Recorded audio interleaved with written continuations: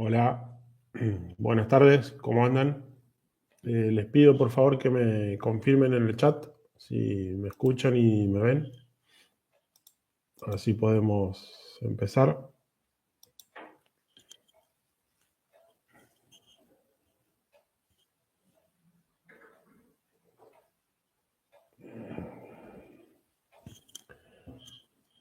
Bien, perfecto. Bueno, muchas gracias por el aviso. Bueno, espero que anden bien. Ya nos quedan poquitas clases. Me fijo en el calendario y nos queda la clase de hoy más dos más, la clase del 17 y la clase del 24, ¿sí? Son los próximos dos martes que tendríamos clases. Ya después, el 1 de julio, ya no, porque esas semanas de parciales es la última semana de clase, digamos. Así que tendríamos esta y dos clases más, ¿sí? Nos quedan pocos encuentros ya. Así que bueno, ya se les va a terminar la tortura de las clases de teoría social. Bueno,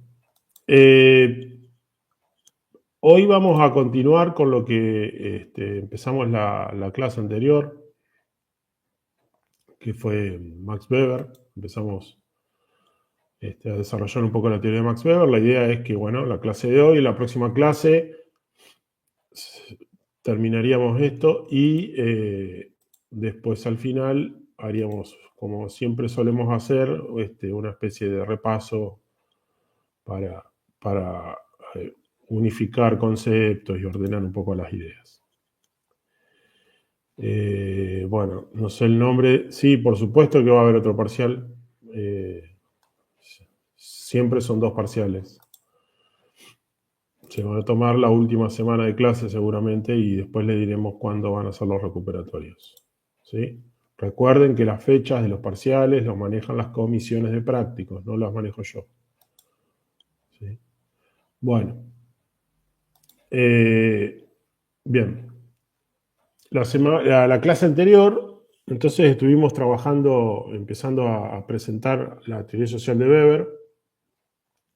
Estuvimos viendo, bueno, estuvimos trabajando un poco cuál es la concepción en cuanto a lo que es la ciencia, la realidad, el objeto de estudio para Weber dentro de lo que es la sociedad, las diferencias epistemológicas principalmente que tiene con Marx, ¿sí? Tomando a Marx como una referencia que ustedes tienen cercana, ¿no? Y hoy, bueno, hoy nos vamos a meter un poco más en lo que es los conceptos propiamente dichos de Weber. Vamos a desarrollar sobre todo lo que son los conceptos de acción, conceptos de racionalidad, ¿sí? Y en la próxima clase ya vamos a trabajar otros conceptos como el de autoridad, burocracia, algunas cosas iremos viendo hoy también, seguramente.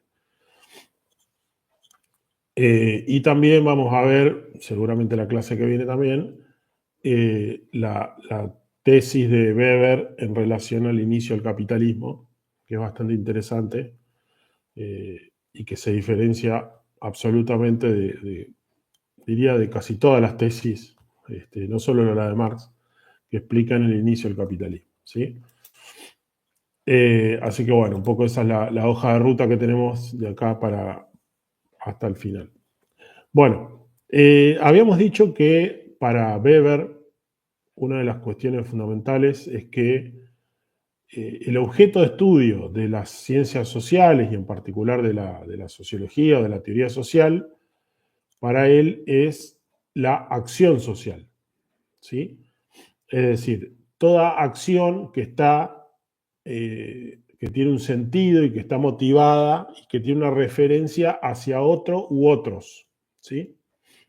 Ese otro u otros pueden ser, pueden estar físicamente, no pueden estar físicamente, pueden estar identificados o no pueden estar identificados, no importa eso, ¿sí? Lo importante es que cuando uno lleva adelante una acción, tenga un sentido y esté referenciada hacia otros.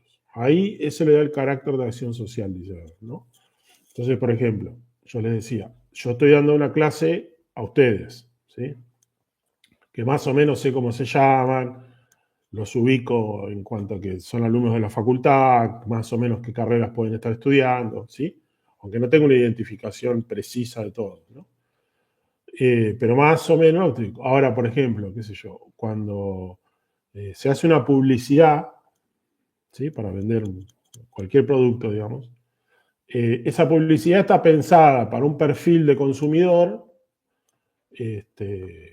pero que no se sabe ni cómo se llama, ni qué hace, ni más o menos dice, bueno, un perfil de tal edad, que consume determinadas cosas, que tiene determinados hábitos, se hace una construcción, ¿no? Lo que llama un estudio de mercado, digamos, se hace un perfil de ese consumidor y se hace una publicidad para captar el interés de ese consumidor, pero no se lo conoce, no se sabe quién es, ¿sí? Bueno, eso también es una acción social, ¿no? Y referida a quien a otros que no sabemos cómo se llaman, qué hacen, etc. Tenemos más o menos idea, ¿no? Bien. Después está la acción social que está referida a una persona, ¿eh? Está referida a una persona, que es una acción de uno con otro, puntualmente, ¿sí? Qué sé yo, viene el cumpleaños de ahora, viene el Día del Padre, por ejemplo, bueno, los que tienen padre le comprarán algo a su padre y pensando que es lo que le va a gustar. Entonces compran algo que creen que les va a gustar, ¿sí? Bueno, ahí tienen una acción que está referida a una persona en particular y una que ustedes conocen. Entonces, la acción social, lo importante es eso, que tengan sentido y una referencia hacia otro u otros. Puede ser plural, puede ser singular el otro, ¿sí? Bien. Que cuando yo hago una acción solo, es acción, punto, ¿no? Entonces, dábamos el ejemplo que está citado en el libro de Max Weber, del que va a pescar por diversión o va a pescar para comer, digamos, y aquella persona que va a pescar para vender lo que va a pescar, ¿sí? Entonces, bueno, ahí es la misma acción, pero una no tiene sentido hacia otros y la otra sí tiene sentido hacia otros, ¿no? Eso diferencia una acción de una acción social, ¿no? O el otro ejemplo de que en una ciudad, en una calle, se larga a llover fuerte, hay mucha gente caminando y la gran mayoría abre paraguas, ¿no? Es decir, todos hacen lo mismo, pero no son acciones sociales, es una sumatoria de acciones individuales, ¿no? Bueno. Y la otra cosa que planteaba Weber es que eh, cada sujeto, cada persona es una individualidad, es una subjetividad que desde afuera es difícil de abordar, prácticamente imposible de abordar y entender la total significancia de su acción, digamos, más allá de que, como yo decía recién, yo estoy dando una clase y no hay muchos misterios ni muchas cuestiones. A lo que voy es, quien observa esto, ¿sí? Y rápidamente identifica el por qué estoy haciendo lo que estoy haciendo, ¿no? Y dice, bueno, esta es una persona que está dando una clase, alumno, y quiere que su alumno entienda lo que está diciendo. No hay muchas más vueltas. No hay un mensaje oculto, subjetivo, alguna intención de otro tipo, en mi caso, ¿no es cierto? Entonces, pero más allá de eso, dice Weber, cada persona le da una significación particular y subjetiva a la acción que lleva adelante, a la acción social que lleva adelante, ¿sí? Entonces dice, a ver, lo que el científico social tiene que hacer, ¿no? Quien se ponga a estudiar esto, básicamente lo que tiene que hacer es construir modelos, ¿no? En este caso modelos de acción social, donde cada acción social puede encuadrar en alguno de esos modelos, ¿sí? Y que se parezca lo más posible a ese modelo, la acción social concreta se parezca lo más posible a ese modelo que se construyó. Ese modelo, dice Weber, lo tiene que construir el científico, ¿no? Como un concepto ideal, él lo llama tipo ideal, y que, bueno, en este caso puntual, las acciones sociales se encuadrarían en estos modelos. Y él en ese sentido, que yo creo que ya lo puse, el otro día, marca 4 modelos de acción social, ¿sí? Que los voy a pasar a escribir en el chat por las dudas, de nuevo.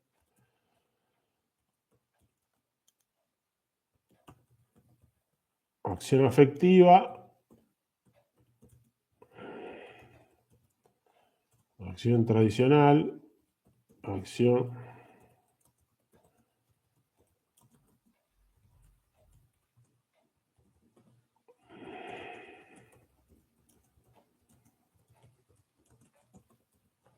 y acción racional con arreglo. Bueno, ahí si se fijan en el chat,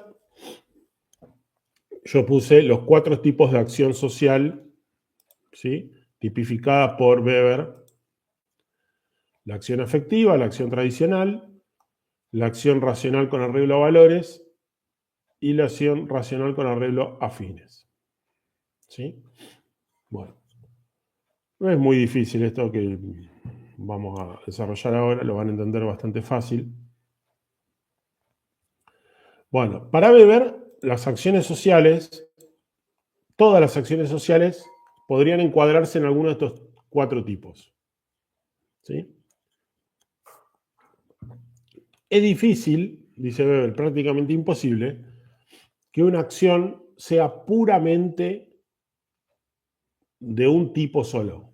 ¿Sí? Es probable que algunas acciones tengan características claramente de un tipo, pero que puedan tener reminiscencias de otro tipo también. ¿Qué sé yo? Una acción puede ser afectiva, claramente afectiva, pero puede tener también cuestiones racionales con arreglo a valores, o cuestiones racionales con arreglo a fines, o cuestiones tradicionales. ¿Sí? O así con cualquiera, digamos, ¿no? Por lo tanto, dice Weber, prácticamente no existe la acción pura de un solo tipo. ¿Sí? Pero estas 4 características son las que abarcan la totalidad de las acciones para Weber, ¿no? De, de cualquier sociedad, digamos. Y esto es, si nos ponemos a pensar, digamos, es increíble que todas las acciones sociales que existan puedan ser encuadradas en alguno de estos tipos, de estos 4 tipos. Es decir, imagínense los millones de acciones sociales que hay y que todas se encuadren en alguno de estos 4 modelos. Es decir, esto habla lo increíble y lo bien pensado que están esos modelos, digamos. Yo ahora voy a pasar a desarrollar las características de cada modelo medianamente de forma breve o sucinta, ¿sí? No con la especificidad que están en los libros de Weber, ¿no? Porque si no sería, cada clase sería una acción en particular, y no es la idea tampoco, pero sí es increíble cómo, si nos ponemos a pensar en cantidades, ¿no? Cómo pueden encuadrarse en este tipo. Ahora, lo interesante, si ustedes se fijan, es que aparece la palabra racional 2 veces. Que para Weber lo racional es propio de los últimos, en el momento que él estaba escribiendo, recuerden que él escribe fines del siglo XIX, principios del siglo XX, era propio de los últimos 300, 400 años. Es decir, que las acciones del año 800, supongamos, por Cristo, no encuadraban en acciones racionales, en ninguna de las 2 características. ¿Sí? Si bien él no se puso a trabajar e hizo un análisis pormenorizado de las acciones sociales en el pasado, justamente, pero sí, claramente él dice que lo racional, que ya vamos a ver qué es una característica de la modernidad, del sujeto ya más vinculado a ideas mucho más racionales, menos tradicionales. Y acá marca una oposición entre tradición y racional. ¿Sí? La tradicionalidad o lo tradicional se opone a lo racional. La principal diferencia es que una tiene una explicación válida y que se puede explicar, mientras que la tradicional a veces sí, a veces no, por ejemplo, ¿no? Entonces él utiliza claramente el ejemplo de la medicina. Dice, bueno, un médico te diagnostica una enfermedad, te dice cuál fue el motivo, generalmente te lo dice, pero si no te lo dice, bueno, pero te lo puede decir, digamos, no lo oculta. ¿No? Te dice cuál fue el motivo, cuál fue la causa, qué sé yo, cuál sería el tratamiento, te hace la explicación. ¿Sí? Si no te la da, uno se la puede pedir y te la va a dar, digamos.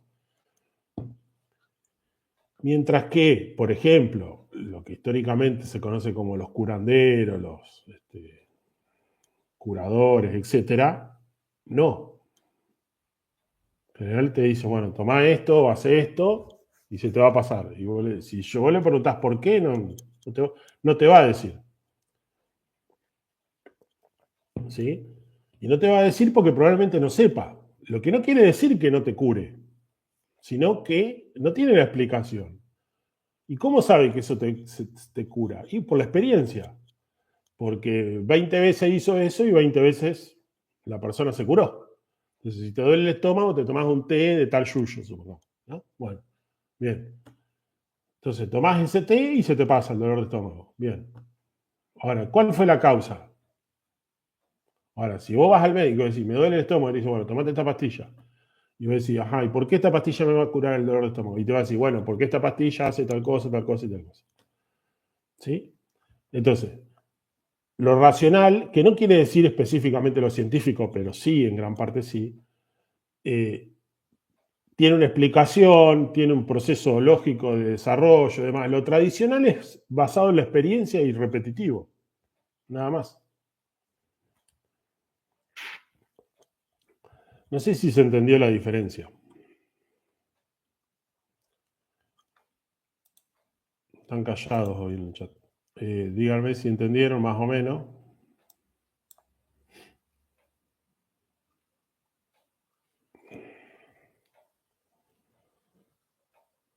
Bueno, bien.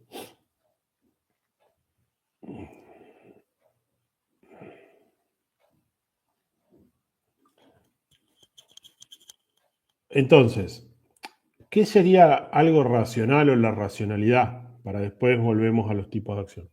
La racionalidad, que tiene distintas variantes en la lógica de Weber, no es solo el hecho de pensar, ¿sí? No es solo el hecho de pensar, es pensar con un objetivo, pensar con un fin, pensar con una determinada marco ideológico o axiológico, ¿no? Un marco de valores, es relacionar, es calcular, es especular. En la racionalidad, para Weber, la racionalidad surge en el ámbito de la economía, ¿sí? En el ámbito de la economía, de la contabilidad. Y después, de alguna manera, se traspola a los otros órdenes de la vida, ¿no? Pero él dice que el pensamiento racional surge en el ámbito de la economía, ¿no? Entonces, él habla de, por ejemplo, en el ámbito de la economía, de cuidar los medios que uno tiene para poder, no sé, por ejemplo, qué sé yo, llegar a fin de mes, ¿no? Entonces uno cobra un salario, supongamos, por decir un ejemplo, y hace cálculo y dice, bueno, esto para pagar esto para pagar esto, bla, bla, bla. ¿Puedo hacer esto? Y no lo puedo hacer porque si no, no voy a llegar a fin de mes. Entonces, ¿no? Y uno calcula, hace una especulación, creo que voy a gastar acá, creo que no voy a gastar acá, etcétera, etcétera, ¿no? Bueno, y en función de eso toma decisiones. Bien. Eso, para Weber, claramente son acciones racionales. Después veremos de qué tipo. Pero él lo que está planteando claramente ahí es que hay un proceso de lógica, ¿no? Un proceso de razonamiento, ¿sí? Muy particular.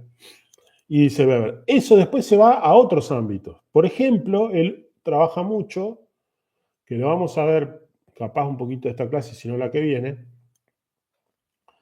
lo que es la administración de lo público que lo conocemos como la burocracia, ¿sí? Pero no la burocracia como la entendemos generalmente nosotros, que le damos una connotación negativa, ¿no? Es decir, cuando un trámite tarda mucho, decimos, hay una burocracia, ¿no? Bueno, justamente Weber plantea todo lo contrario del concepto de burocracia. Es decir, la burocracia para Weber es pensar un procedimiento que sea eficiente, es decir, un proceso que me permita llegar al objetivo que quiero, gastando lo menos posible de tiempo, de recursos, de lo que sea, ¿no? Y que sea viable, que se pueda hacer, digamos, ¿no? Entonces, ese procedimiento sería, por ejemplo, un proceso burocrático, ¿no? Es decir, bueno, entonces, cuando alguien va a hacer un trámite y te piden determinadas informaciones, bueno, supuestamente hay una explicación de por qué te piden esa información y en función de esa información que te piden, se inicia el trámite, supongamos, ¿no? Y a su vez, ese procedimiento está pensado de una manera que no importa quién lo ejecute, es impersonal, ¿no? Entonces, eso él lo llama burocracia y eso sería son acciones racionales o la racionalidad de lo administrativo, supongamos, ¿no?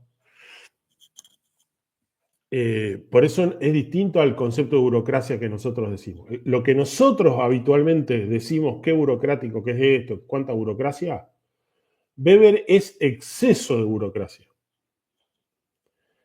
Es exceso de burocracia, ¿no? No es la burocracia como tendría que ser, sino que ya es un exceso de burocracia. Lo que nosotros conocemos. No sé si se entendió por ahí, quedó medio ensalada el asunto, pero no sé si entendieron esta parte. Por ahí me enredé o me dio esa sensación.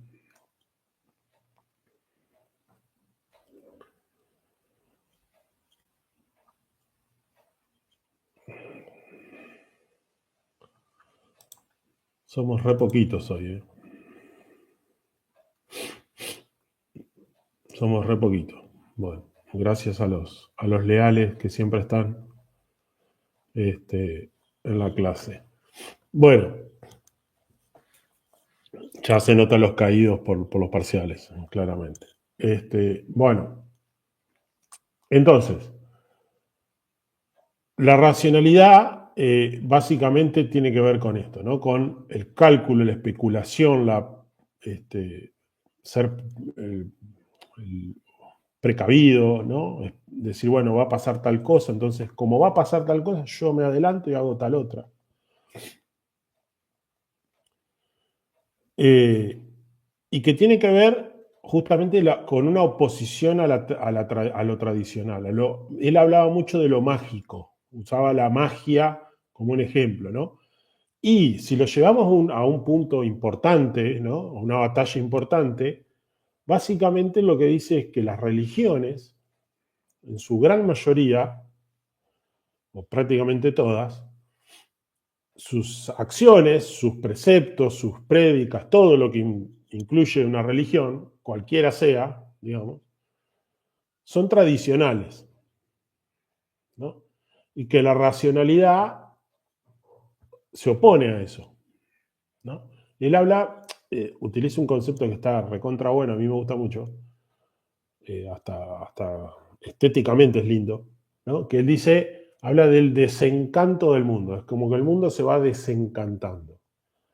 ¿Qué significa esto? Que va perdiendo ese encanto de la magia, de lo oculto, de lo que no tiene mucha explicación, de lo que se aceptaba porque se aceptaba, digamos.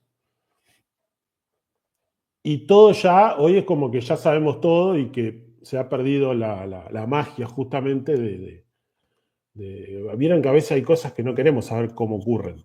Simplemente queremos saber que ocurran, ¿no? Cuando nos cuentan todo lo de atrás, ya como que Deben haber escuchado alguna vez esa expresión, pierde magia, ¿no? O se perdió la magia. Bueno, muy interesante porque Weber lo lleva a ese plano, digamos, ¿no? De cómo lo racional, de alguna manera, como se opone a lo tradicional, y las conductas tradicionales, dice Weber, y esto es sumamente importante, y cuando el profesor dice sumamente importante, es probable pregunta de parcial. En el capitalismo, dice Weber, lo racional es como que va ocupando cada vez más lugar. La racionalidad es la que va cada vez predominando cada vez más. Y él lo estaba pensando y lo escribió hace 150 años, o hasta 100 años, supongamos. Y en eso tenía absolutamente toda la razón. ¿Sí? El sujeto promedio hoy es absolutamente más racional que el sujeto promedio de hace 100 años. Ni hay que hablar del de hace 200. Y si nos vamos para atrás, cada vez más. Digamos, ¿no? Entonces, esto es importante que lo tengan en cuenta, de cómo la racionalidad es una lógica propia y una acción propia del capitalismo. El capitalismo tiende a predominar la racionalidad. No significa que lo tradicional desaparezca, no, pero va perdiendo peso. ¿Sí? Aunque dice Weber, sigue siendo en muchas ocasiones, si lo tomamos en estos cuatro tipos de acciones, dice, la acción tradicional probablemente sea la acción que más hagamos a lo largo de un día. Pero que cada vez son menos, dice él. De a poco cada vez son menos. Y vamos racionalizando todo. ¿No? Entonces yo pensaba, como hoy, un ratito antes de la clase, para darles ejemplos que ustedes me puedan entender, ¿no? Fíjense, qué sé yo, no sé. Estoy pensando en, a ver, tiene que ver con los cambios de paradigma que vemos en la epistemología. Sí, no sé exactamente si la racionalidad es un paradigma, me parece que es un poco más que eso.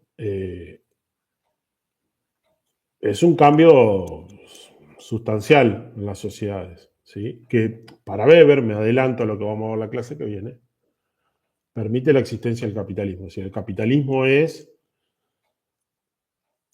un sistema racional, a diferencia de los anteriores, ¿sí? Pero bueno, ya lo vamos a ver la clase que viene. Pero sí, la racionalidad ha ido cobrando cada vez más fuerza y cada vez más peso a lo largo de nuestras vidas en general. Pensemos en los algoritmos, por ejemplo. ¿Sí? En los algoritmos. Que se supone que los sistemas van construyendo un perfil nuestro y en base a ese perfil nos ofrecen productos, nos ofrecen cosas, incluso te muestran perfiles de personas que irían en consonancia con vos, ¿no? Es decir, personas que comparten los mismos contenidos, que por ahí ven las mismas páginas, qué sé yo, no sé. Cosas así, digamos.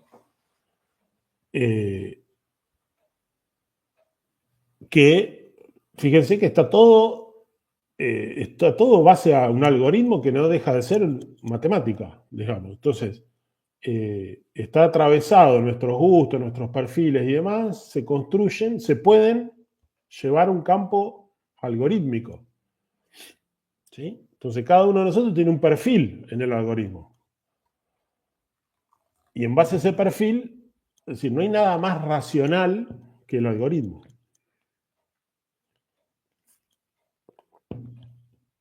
No porque nos diga lo que nosotros queremos escuchar, sino que nos dice lo que queremos escuchar o lo que queremos ver porque construyó un perfil nuestro. ¿Sí? El algoritmo es racionalidad pura, en su máximo pureza, digamos.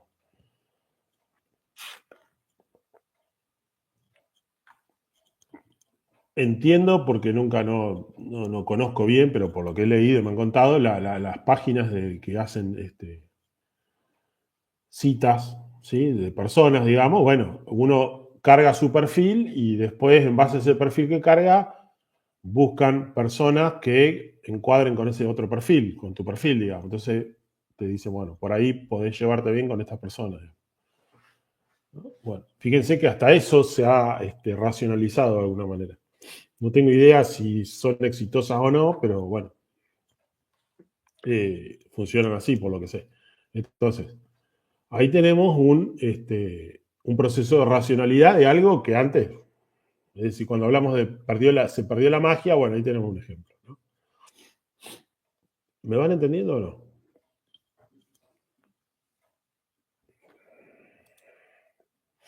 Si tienen preguntas.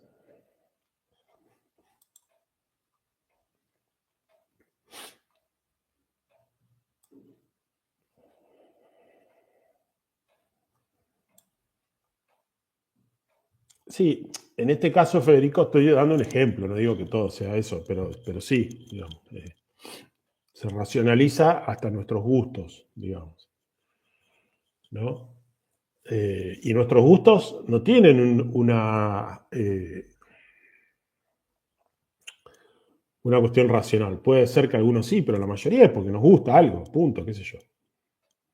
A algunos les puede gustar, no sé, determinada música, a otros les gusta otra música. ¿Y qué explicación racional hay de eso?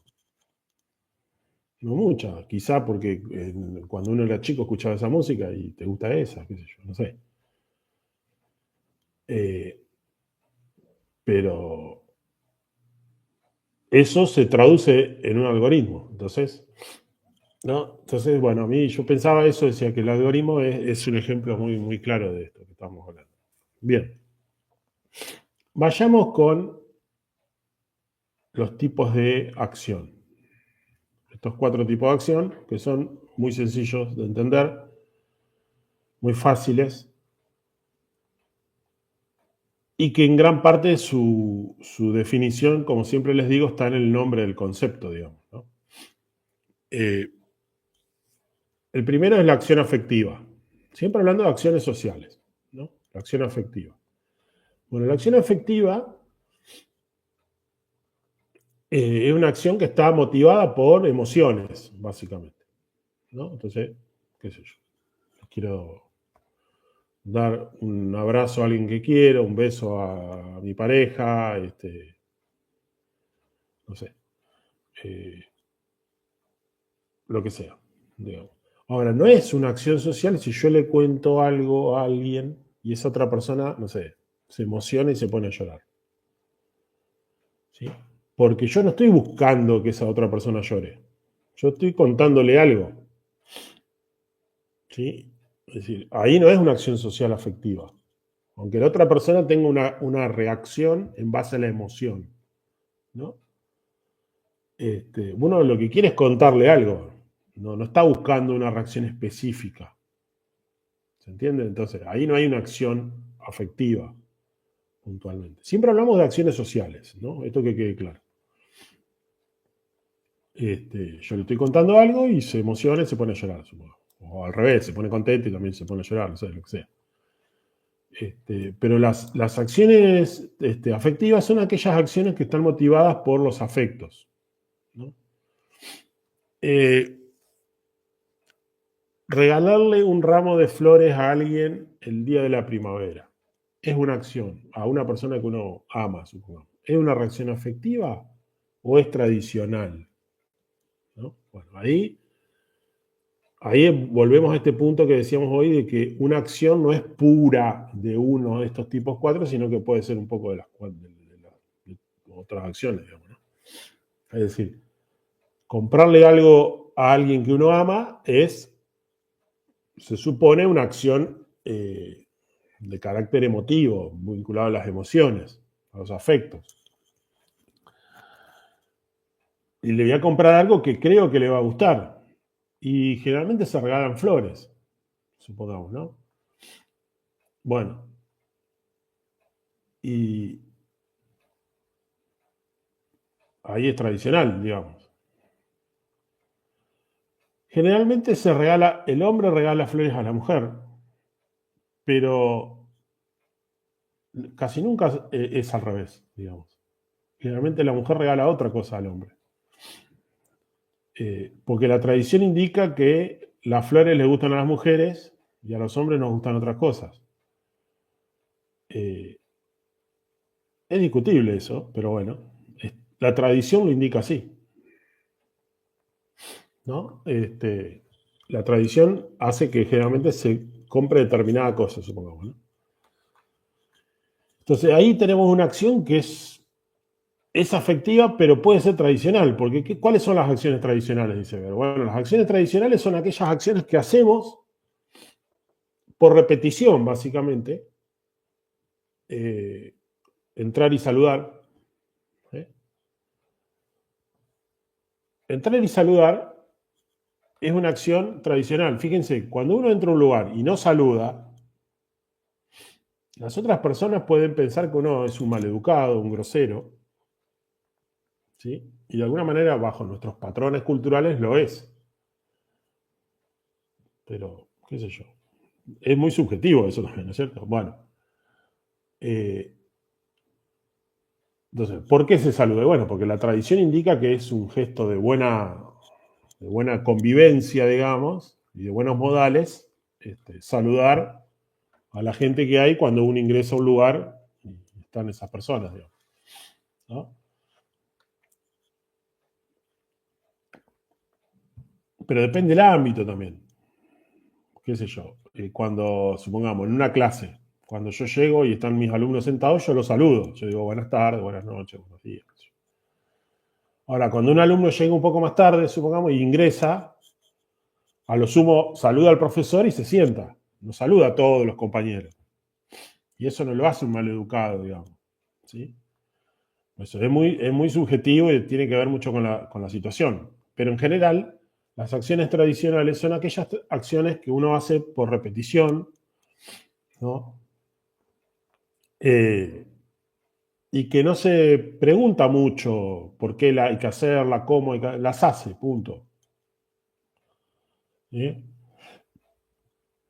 Esas son las acciones tradicionales que dice Weber, son la mayoría de las acciones. ¿Se les ocurre alguna otra acción tradicional? Siempre hablando de acciones sociales, Gurice. No me vengan con la torta frita y el mate, por favor.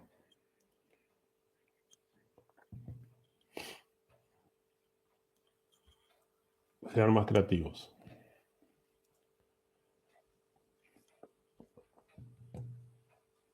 ¿Hay alguien o no? Sí, hay. 26 personas, son re poquitos.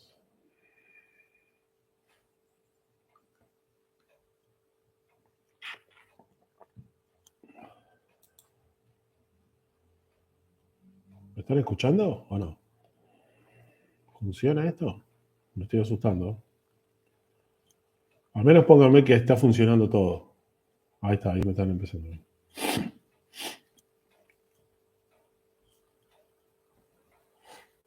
Bien, a ver.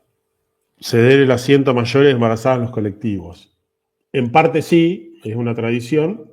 También tiene, ahí podríamos, está bien, sí, puede ser tradicional, pero también tiene que ver con una cuestión de salud o de, qué sé yo. No, o sea, uno le cede el asiento a una embarazada, a una persona mayor, porque viajar parado a esas personas les es más inconveniente que a otra persona.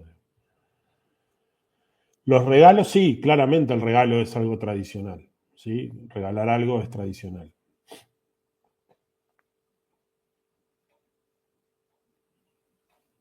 Cuando se dan las condolencias, sí, bueno, las condolencias también tienen que ver, con, por ejemplo, con una cuestión como cuando saludamos, digamos. Pero sí, está bien. ¿Sí? Regalos de Navidad, el festejo también. ¿Sí? Por ejemplo, a veces lo que se suele comer o tomar en determinadas fechas, ¿sí? Es también muy de la tradición, digamos.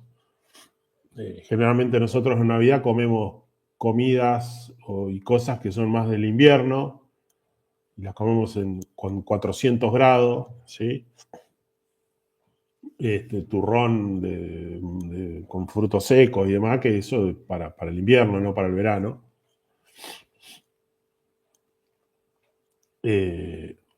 Aplaudir cuando termina alguna obra de teatro. Sí, podría ser, o sea, ahí el aplaudir es, pensándolo de esta manera, ¿no? Es reconocerle a la otra persona que lo que hizo nos gustó. ¿Sí? Puede llegar a ser una acción social esa. Y es una tradición demostrarle a alguien que hizo algo que nos gustó, aplaudirla, por ejemplo. Está bien, puede ser. Puede ser un ejemplo. ¿Sí? Me parece que podría ir. ¿No? Bien.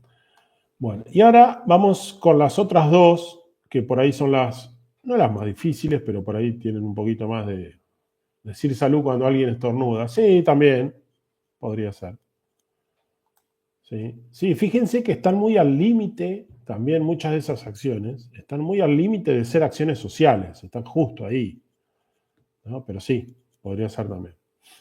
Bueno, eh, ahora vamos con las otras dos que nos quedan, que son las más interesantes y por ahí las que más me voy a detener a explicar, o sobre todo la última, ¿no? Tenemos la acción racional con arreglo a valores y la acción racional con arreglo a fines, ¿no? Bien. Primero, ¿qué sería una acción racional? Bueno, una acción racional es cuando yo, por ejemplo, o una persona, eh,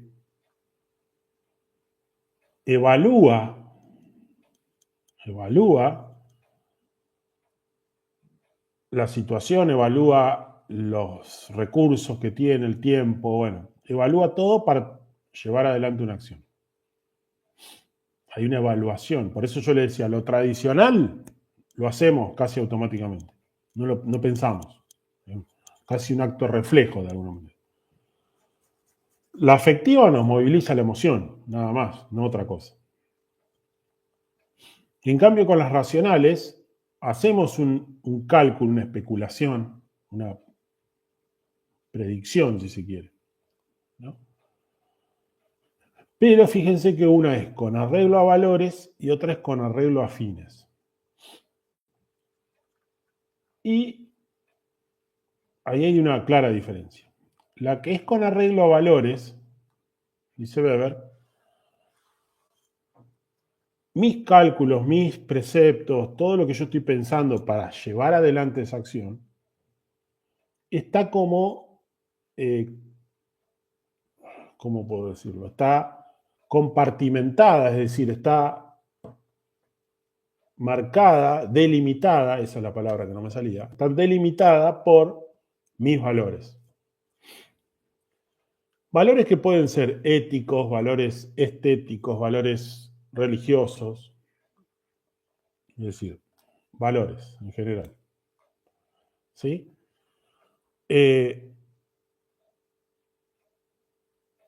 Mientras que la acción racional con arreglo a fines es una acción que lo que yo estoy evaluando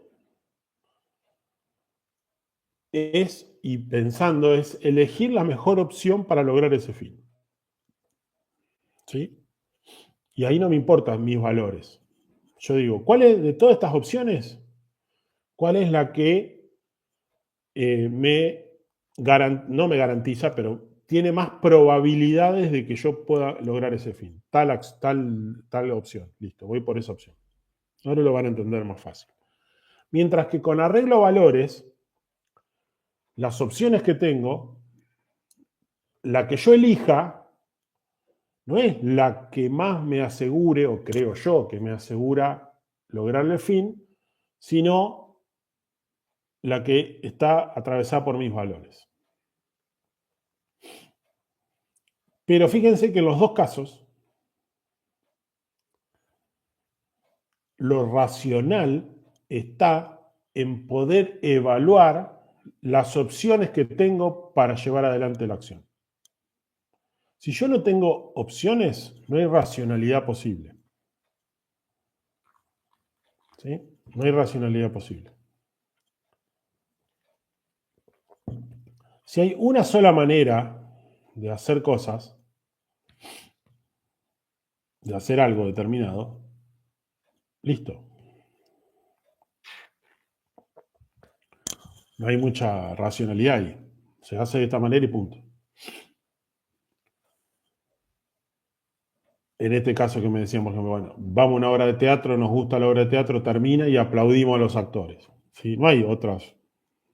O sea, podemos decir, no sé, buenísimo, genial, me encantó, a los gritos, quedamos medio desubicados, ¿no? Realmente todos aplaudimos. Bueno, no hay muchas opciones. Entonces, lo primero que tenemos que tener para que una acción sea racional son opciones. Bien. Ahora, el cómo elijo esas opciones me va a determinar qué tipo de acción racional es. Si yo las opciones que tengo las evalúo y elijo en función de mis valores, es una acción racional con arreglo a valores. Si yo la opción que elijo, la elijo porque esa opción creo que es la que mejor se adecúa para lograr el fin, es una acción racional con arreglo a fines. ¿Sí? Les voy a dar un ejemplo, dos ejemplos. Un ejemplo que no es mío, pero se lo escuché un profe de teoría social explicando esto y me pareció genial el ejemplo. Y después voy a dar otro que daba yo, capaz algún otro profe lo dio, pero este primer ejemplo es el siguiente. Supongamos que una mujer que está en pareja con un hombre no quiere quedar embarazada, ¿sí? Una pareja, qué sé yo, y no quiere quedar embarazada. Bien. Entonces va a la ginecóloga, supongamos. Va al médico, a la médica. Y le dice, mire, doctora, estoy en pareja, qué sé yo, no quiero quedar embarazada. ¿Qué métodos o qué formas usted me dice que son las que puedo tener para no quedar embarazada? Entonces la médica le dice, bueno, mirá, tenés, supongamos. Todo esto es, lo tiro medio al voleo, ¿no? Pero para que se entienda. Tener las pastillas anticonceptivas, si vos tomás esas pastillas vas a tener un 90% de, de efectividad para no quedar embarazada. O sea, un 90 que no y un 10 que sí. ¿No? Bien. Tu pareja puede usar preservativo. Entonces, si usa preservativo hay un, no sé, 60%, 50%, 60%, no sé, 70% de probabilidades de que no quedes embarazada. Después tenés la opción de tener relaciones en base a los días de tu ciclo menstrual. Entonces hay días que vas a tener más probabilidad y ahí las probabilidades son un 30, un 20%.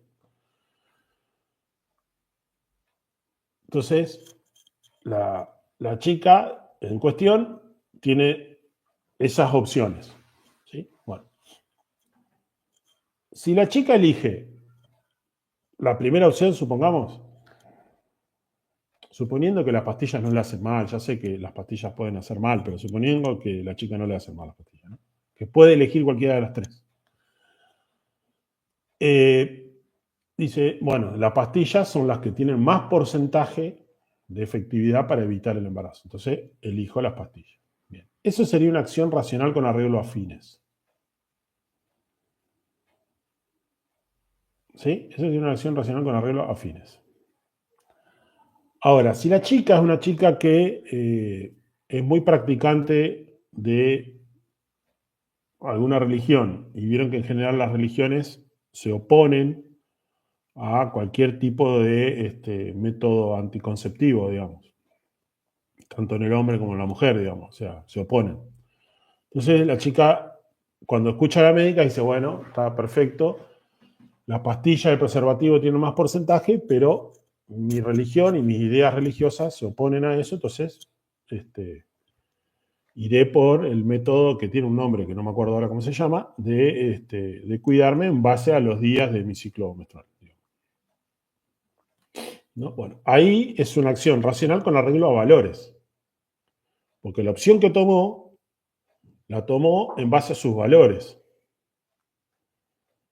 ¿Sí? no la tomó en cuanto a la efectividad para lograr ese fin. Ella sabe que las pastillas, tomando pastillas va a tener menos probabilidad de quedar embarazada, pero, por otro lado, sus valores le impiden eso. ¿Sí? Bueno, ahí tenemos un ejemplo de una diferencia entre una y otra, una con arreglo a valores y otra con arreglo a fines. El otro ejemplo es en un examen escrito, ustedes están haciendo el examen escrito y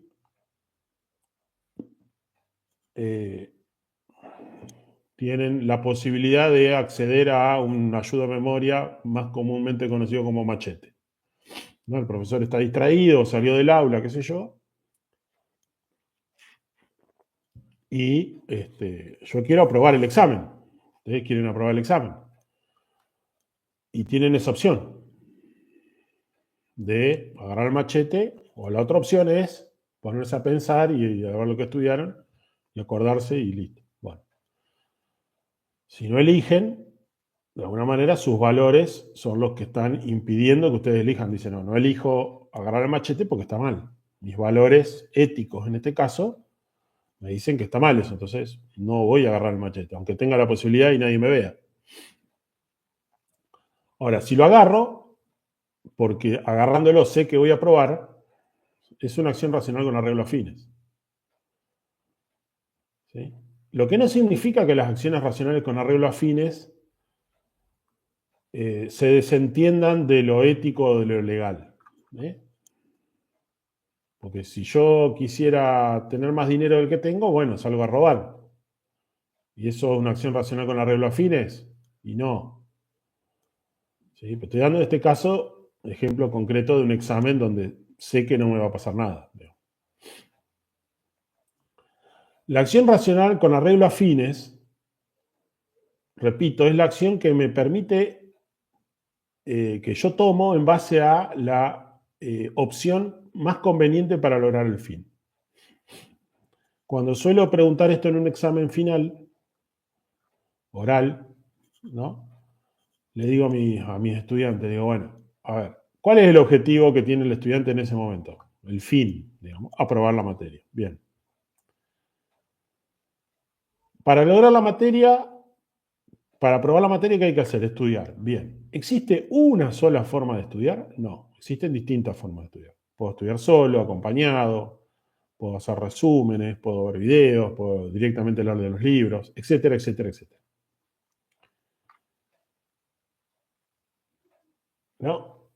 ¿Y cuál eligen ustedes? Y uno elige todo, yo también, cuando era estudiante lo mismo, es decir, uno elige la forma de estudiar que le sirve más, que uno cree que más le sirve para aprobar la materia.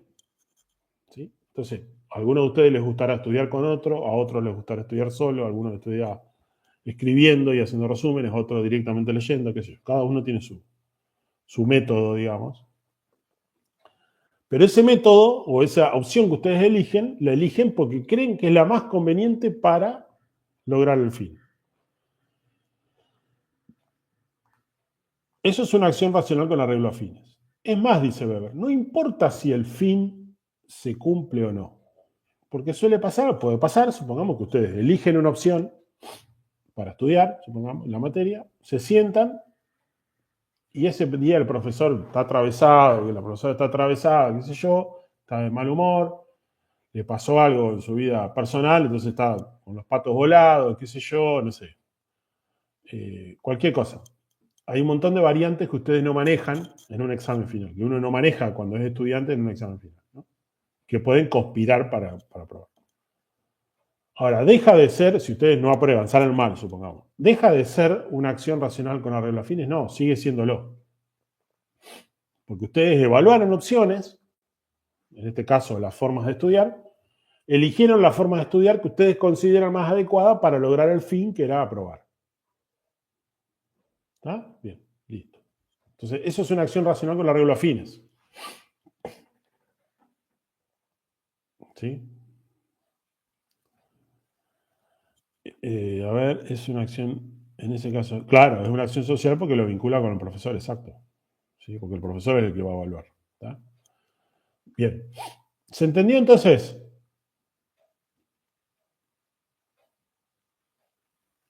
Las diferencias.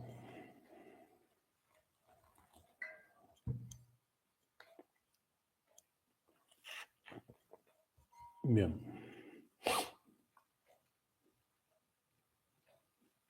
Fundamental esto. Entonces, los valores, la acción racional con la regla de valores, los valores son el marco, o sea, no me puedo salir de ese marco, de esos límites que me establecen mis valores, que repito, pueden ser éticos, pueden ser religiosos, etc.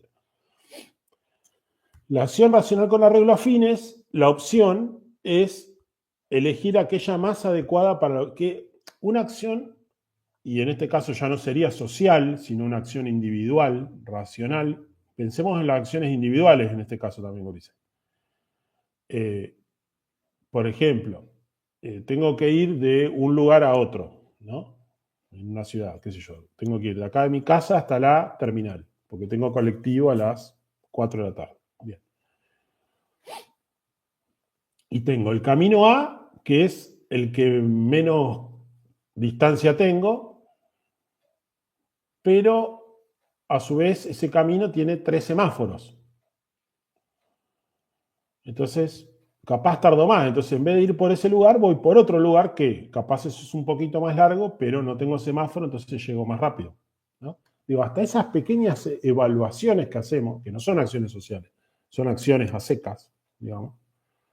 Pero hay irracionalidad también. Es decir, yo estoy evaluando y especulando todo el tiempo. Es decir, piensen ustedes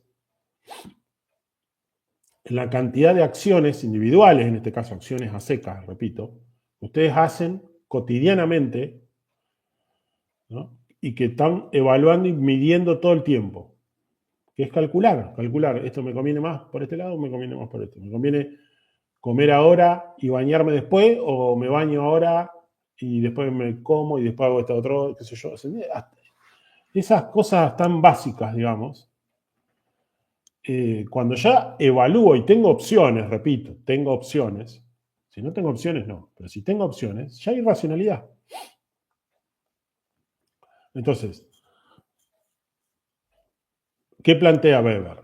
Dice, la vida se está racionalizando cada vez más, de manera externa, pero de manera interna también. Es decir, el contexto se racionaliza, pero también nosotros racionalizamos nuestros actos cada vez más, dice Weber.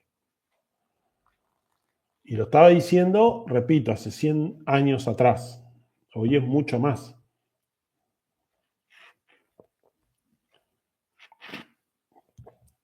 Bien, preguntas, dudas.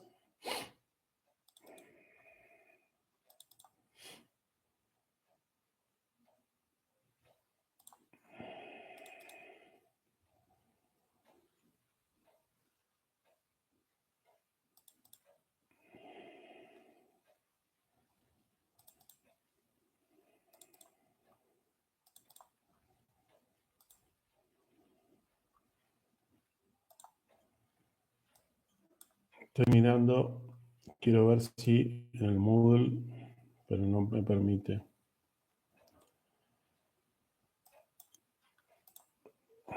Porque estoy mirando el chat desde el Moodle, entonces no me permite ver si ya subí el texto de Weber o no lo subí. La verdad no me acuerdo. Díganme si ya lo subí o no. Texto de López sobre Weber.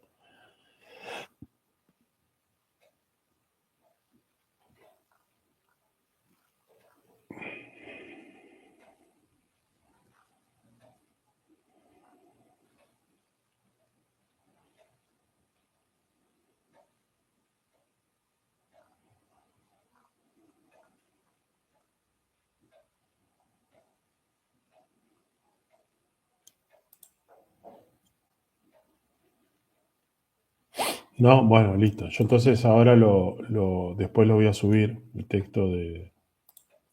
Es un texto de López, que es el mismo autor que vimos con Marx, que está bueno porque está sacado de una carpeta de una facultad, digamos, y tiene algunos aportes, algunas citas que les puede servir les puede servir para el estudio del texto, ¿sí? Así que bueno, ahora después lo voy a subir. No lo podía ver porque tengo abierto en la emisión en directo de YouTube no puedo ver el chat, tengo que abrir el chat por el Moodle. Y si vuelvo para atrás me salgo del video, digamos. Bien, fenómeno. Bueno, y la otra cuestión que nos queda por tratar hoy, muy brevemente, y que es un poco la antesala del próximo tema que vamos a ver, tiene que ver con, en este caso, las relaciones de poder que existen en la sociedad, ¿no? Es decir, la autoridad, Weber habla del concepto de autoridad, del concepto de dominación, pero antesala de eso está el concepto de poder, que es el concepto que quiero desarrollar ahora antes de terminar. El poder, dice Weber, es la capacidad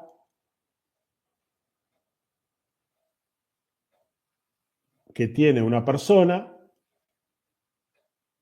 ¿sí? O puede ser un pequeño grupo, pero en general una persona, de influir sobre las decisiones de otras personas. ¿Sí? La capacidad que tiene una persona de influir sobre las decisiones de otra persona, incluso haciéndolo tomar decisiones en contra de su propio interés. ¿Sí? O de su propia voluntad, sobre todo. Más que de interés, habla de voluntad. ¿No? Y el poder se manifiesta desde las cuestiones domésticas hasta las cuestiones más importantes. ¿Sí? Desde un padre o una madre que le dice a su hijo, anda a dormir, y el nene no tiene ganas de dormir, quiere seguir jugando, ¿sí? Y el nene igual sabe que si el padre le dice anda a dormir, tiene que ir a dormir. Entonces va a dormir. Ahí el padre o la madre tiene poder sobre el hijo o hija. El ejemplo que a mí me gusta dar siempre es que en una clase, supongamos una clase de la facultad, todos adultos son, ¿no? Bueno, ahí está el profesor, la profesora y alguien está hablando, ¿no? Entonces el profesor o la profesora dice, bueno, silencio, por favor, y se callan, ¿no? Es decir, en ese contexto, en la clase, el profesor tiene poder, y ya vamos a ver que también la dominación y la autoridad, pero bueno, de eso lo vamos a ver después, de hacer callar a alguien, ¿no? Pero esas mismas personas que estaban hablando en la clase, están hablando afuera, en otro contexto, en la calle, y pasa el mismo profesor o profesora y le dice, silencio, cállense, por favor. Uno lo va a mirar y va a decir, ¿qué te pasa? ¿Sí? Es decir, está totalmente fuera de lugar y no hay ningún tipo de autoridad, dominación de poder, de nada ahí. ¿Sí? Cambia absolutamente, siendo las mismas personas. ¿Mm? Siendo las mismas personas. Porque en un ámbito, esa persona, el profesor, el docente, tiene poder, tiene dominación y tiene autoridad sobre todo, ¿no? Ante otra persona, o en este caso sus estudiantes, pero que en otro contexto no la tiene. ¿Sí? Entonces, el poder es la capacidad de, inclusive hasta de persuadir a otra persona. No es solamente de imponer, sino persuadir también. Y está muy ligado a la autoridad y a la dominación, que ya vamos a ver específicamente en la próxima clase. Bueno, los tengo que dejar. Ya la próxima clase vamos a desarrollar con más profundidad este tema de poder, autoridad, y voy a subirles el texto que les decía recién de López, que está esto de autoridad, poder y demás, eso está. Así que vayan leyendo ese texto. Esta segunda parte, lo de Weber, es bastante breve. Lo que pasa es que es un texto denso, en el sentido que hay que leerlo despacio, masticarlo, ¿sí? No es tan sencillo. Y bueno, lo tienen que ir manejando con tranquilidad, digamos, ¿sí? Pero esta segunda parte de la materia es un poco más corta, digamos, también en los prácticos, así que en eso para ustedes seguramente sería mejor. Bueno, los voy dejando entonces. Ahora en un rato subo el texto que les dije, así ya lo empiezan a mirar y nos encontramos la semana que viene. Gracias por ser tan leales. Ahora hay 32 personas mirando nada más. Piensen que arrancamos en casi 300, ahora son 33 personas. Así que bueno, les mando un abrazo, que sigan bien y gracias por seguir mirando las clases. Un abrazo.